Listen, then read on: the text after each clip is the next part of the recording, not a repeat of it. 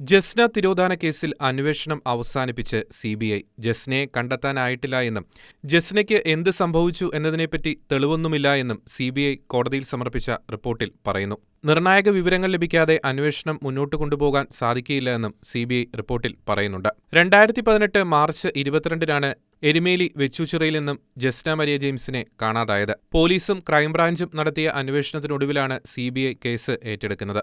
ശാസ്ത്രീയമായ അന്വേഷണ മാർഗങ്ങളും സിബിഐ അവലംബിച്ചെങ്കിലും ജസ്നയ്ക്ക് എന്ത് സംഭവിച്ചു എന്നത് സിബിഐക്ക് കണ്ടെത്താനായില്ല. സിബിഐ അന്വേഷണം അവസാനിപ്പിച്ചെങ്കിലും ജസ്ന തിരോധാനവുമായി ബന്ധപ്പെട്ട് നേരത്തെ പുറപ്പെടുവിച്ച ഇന്റർപോളിന്റെ അടക്കം ലുക്കൌട്ട് നോട്ടീസ് നിലനിൽക്കുന്നുണ്ട്. കൂടുതൽ വിവരങ്ങൾ ലഭിച്ചാൽ തുടരന്വേഷണം നടത്താമെന്നും സിബിഐ റിപ്പോർട്ടിൽ പറയുന്നു.